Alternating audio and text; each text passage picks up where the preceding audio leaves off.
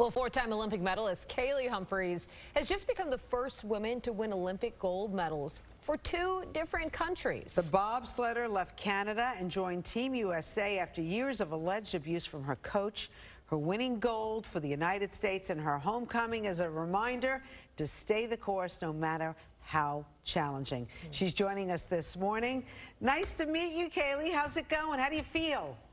Nice to meet you too. Still living the high, definitely, with new things. You start to come down a bit. We packed up our sleds, you get on the plane, you come home from Beijing, and then it's family, it's friends, it's neighbors, it's people, it's getting to celebrate this medal with all of USA. So it's been awesome so far and just trying to live the high. By the way, you didn't even know if you were going to be on the USA team until like a month or two before you had to race. What was that like? Correct. Definitely overwhelming. I got my citizenship December 22nd. So in order to compete for Team USA, you need to be a citizen, International Olympic Committee rules. And so it was stressful. There were definitely times in the summer when I would cry my face off going, I'm working so hard and I want it so bad and I'm one of the best. But, immigration is part of it. And to get my citizenship just before the games, just in time to be able to go, it definitely has been a step-by-step process. I've had to stay focused, remain extremely hopeful, trust in the process and myself, and then know that, whether it comes in or doesn't come in, I was going to be okay. And it did. And I did everything I could, and to know that I was able to walk away with a gold medal is absolutely amazing. And we love that you're wearing it right now for our viewers to see. And you talked about, putting that time and in that work and wanting it so bad. So take us back to the moment when you won gold, when you knew you had won. What were those emotions going through your head at that time?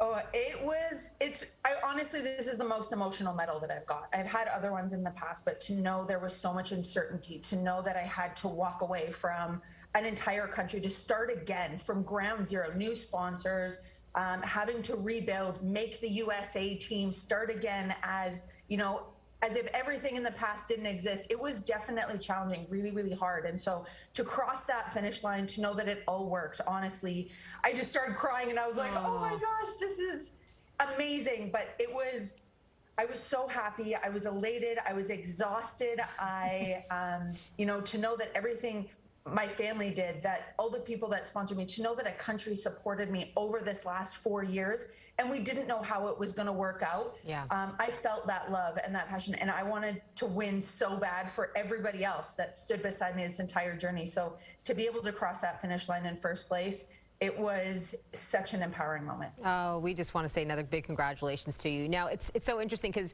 we see you in that bobsled race suit all the time, but underneath that, there's a wife, there's a woman that has battled endometriosis, and there's someone that's very heavily tatted that I don't think many people know. So we pulled a picture from Instagram because I just think it's the coolest thing to see this, and I would love to get you to just talk about how much of the artwork goes onto your body because it's all over.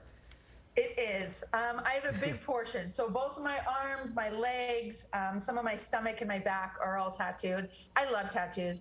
The more I get, the more confident as a female I feel, which is probably counterintuitive to what most people would think, but I love them. They tell my story. They're portraits of my parents, of my family, my gold medals, things that I've won, hard times I've had to overcome with the loss of, family members and friends. And so they definitely are empowering to me. I enjoy the artwork itself. I am not artistic at all, but I search out the best and I enjoy the artwork. I will get something for this games. I will get something American and to represent Beijing tattooed on, but they definitely are a big part of me. So, just a few months ago, you were considered a Canadian citizen, and you have leveled allegations that your coach was abusive towards you.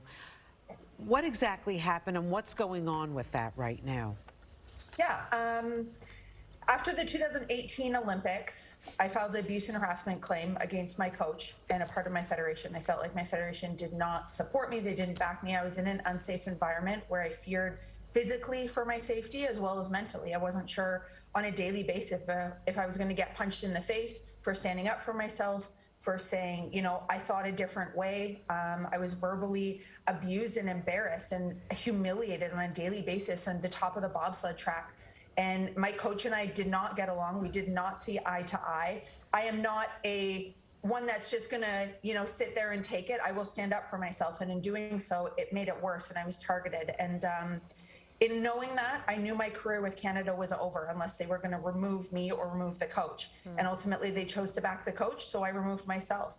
Wow. I'm lucky as an athlete that I had another opportunity. My husband being American, so I reached out to Team USA and said, hey, here, I'm not ready to give up the sport. I want to continue, but I need to stand up for myself and put myself in a safe environment. And it wasn't easy by any means. And I still have an investigation currently pending. But at the end of the day, to be able to stand up for myself, to know that I put myself in a safe environment, that USA accepted me with open arms, it has been the best decision. It has been extremely hard. Don't get me wrong. The amount of names I get called on social media is quite insane, but I also know my family's back there, and I have tons of supporters and friends. So for every negative, there is a positive, but to know that USA has my back, and they've had it this 4 years, regardless, it was the best decision I could have made to stand up for myself and to stand up for future Olympians too. Yeah. Well, we support you too. We're so happy for you. We just want you to know the Bobsled Canada has issued a statement saying they continue to respect the confidentiality of the ongoing legal process. And there you go. But we know that you're going to compete again, which is fantastic. We're looking forward to the new. We're looking forward to the new artwork, the new tattoo coming from this gold as well. All right. It'll be all over social media. Kaillie Humphries, so proud of you. Thank you so much for joining us this morning on Good Day New York. Of course. Thank you for having me. All right. Boy, what perseverance. I know. And doesn't that also just make you just feel so proud to be in a country that supports her and has her back going through that? Absolutely. Especially for a woman coming from all she's been through. So, Kaillie, we appreciate you. We needed a dose of that, Mike. Yes.